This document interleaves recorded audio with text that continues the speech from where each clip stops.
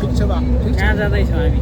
हामी घर जाँदैछौँ भतगाडाबाट रोखला घरमा जाँदैछौँ दुईटै कागबाउ कसको भोलि पर्सि कसको बिहे?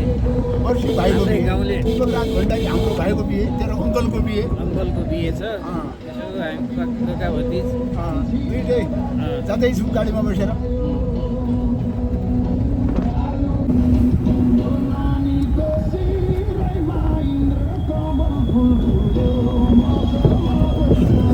चाहिँ हामी एक दिन आउने त्यही पनि न्याय अन्याय भन्ने कुरो पनि हो होइन हो सबैको लागि सबैको लागि हो। सार्वजनिक ठाउँ हो। सार्वजनिक ठाउँमा त्यस्तो गर्ने उचित है भटकाडाबाट 7-8 किलोमिटर हामी यहाँको स्थानीय बजारमा पुग्यौँ। निकै रमाइलो है। यो चाहिँ गन्याबधुरा गाउँपालिका वडा नम्बर 1 रुवाखोला है। यहाँबाट यो अचम्मको कुरा के छ भने चाहिँ यहाँ उत्तरबाट चाहिँ दक्षिणबाट उत्तरतिर बगिरहेको यो रुवाखोला नदी छ। यहाँ देख्न सक्नुहुन्छ।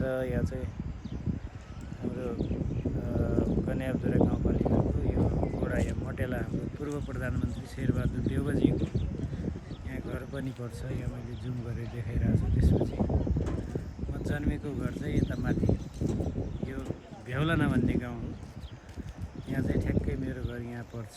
त्यसपछि यतापट्टि राउटा भन्ने छ, डुम्टे भन्ने छ। यहाँ तीर्थराज भण्डारीको घर यहाँ देखिरहेछ है ठ्याक्कै। त्यसपछि यहाँ एउटा चिहान पनि छ यहाँ तलतिर चाहिँ। यो यहाँको दाह संस्कार यहाँ हुन्छ भने यहाँ एउटा अशिवको मन्दिर पनि छ यतातिर। यति यो चाहिँ सेन्टर यहाँको सेटी गाउँ भन्ने चाहिँ यहाँको मार्केट, सानो मार्केट चाहिँ हो यो चाहिँ। यहाँ पहिला एउटा डेरी स्थापना गर्ने भनेर यहाँ बनाएको थियो। यो चाहिँ अहिले यो खै सुचारू चाहिँ छैन वर्षौँदेखि। यस्तै छ। अब हामी यो गाडीमा चाहिँ जाँदैछौँ। यो हाम्रो गन्तव्य चाहिँ त्यो माथि गाउँ भेउलाना। त्यहाँबाट यो गाडीमा जाँदैछौँ है त। होइन त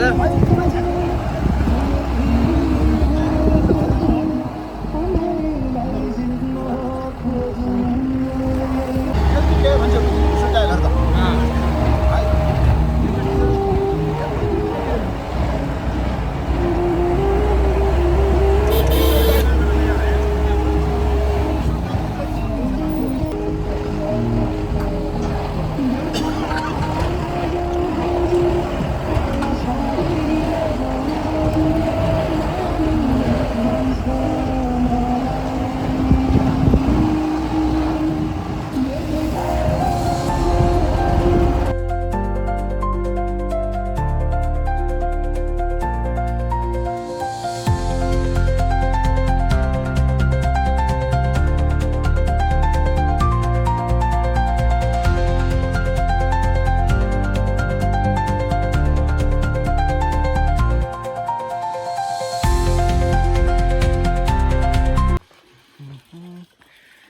यस्तो छ है हाम्रो गाउँ। यो यहाँबाट हेर्न सक्नुहुन्छ है। यो सेटी गाउँ भन्ने ठाउँ हो। यहाँ हाम्रो देउबाजीको गाउँ। यो घर चाहिँ आँपको रुख देखिरहेछ। त्यो पुरै पछाडिको हो। त्यो माओवादी कालमा चाहिँ यो बम विस्फोट गरेको ठाउँ हो है। यो चाहिँ मटेला भन्ने गाउँ। त्यसपछि हामी यो चाहिँ हामी मटेला यहाँबाट चाहिँ जाने बाटो छ। यो भतगाडा पुग्छ यो बाटो। त्यसपछि यो चाहिँ हाम्रो गाउँ, मेरो गाउँ हो। यहाँ धारो। अब यो चाहिँ मेरो घर तालाबन्दी छ। यो धेरै वर्ष भयो यहाँ हामीले छोडेको।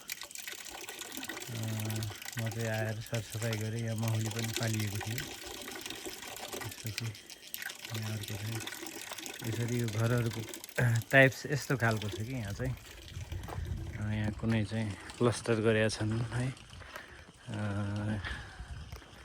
यस्तो हरियाली छ। यो चाहिँ तलको गाउँ। यहाँको स्कुल त्यहाँ छ पारिपट्टि।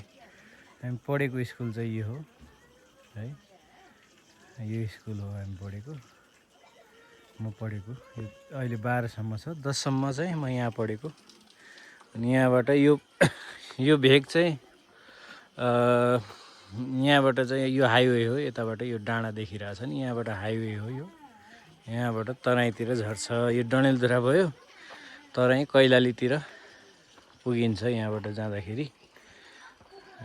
त्यसपछि यस्तो छ यो हाम्रो गाउँ। रमाइलो छ। यहाँ चाहिँ हाम्रो पुरानो घर थियो अरे यता।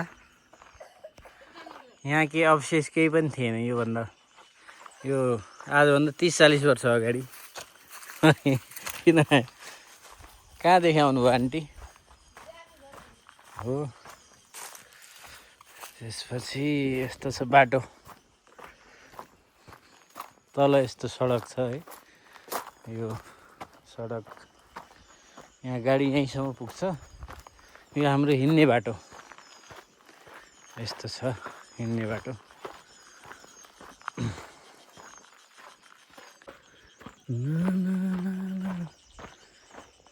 हिँड्दैछु मजाले। म अहिले त्यहाँ बिहेको घरमा जाँदैछु है। बिहे छ आज गाउँमा। यहाँ हाम्रै अङ्कल पर्ने यहाँ दिपक भण्डारी अङ्कलको बिहे छ। त्यहाँ गइरहेको छु। अनि तपाईँहरूलाई अर्को चिज म देखाउँछु है त। यहाँ यो हो कोइरालो। यो कोइरालो मजाले फुल्या छ। यो कोइरालोको चाहिँ अचार पनि खाने गरिन्छ। अचार यो हाम्रो काठमाडौँमा निकै महँगो छ। यो 100 रुपियाँ पाउ, 500 रुपियाँ किलो छ यहाँ। यो यसको पछि दाना लाग्छ। यो फुलै हो खाने चाहिँ। यहाँ हाम्रो तीर्थ अङ्कलको घर छ यतापट्टि। यो चाहिँ म जाने चाहिँ उयो माथिको घर। यहाँ एउटा हाम्रो पानी खाने मुहान छ। यो 40-50 वर्ष अगाडिदेखिको यो नुहालो भनिन्छ यसलाई। अझै बाबुबाजेको पालादेखि पानी खाने गरेको यो नुहालो। यो स्थापना कहिले यहाँ अलि मिति चाहिँ देखिँदैन। यो 400 रुपियाँ लाग्यो रहेछ त्यतिखेर चाहिँ। यो नुहालो हो। यसरी यो नुहालोमा चाहिँ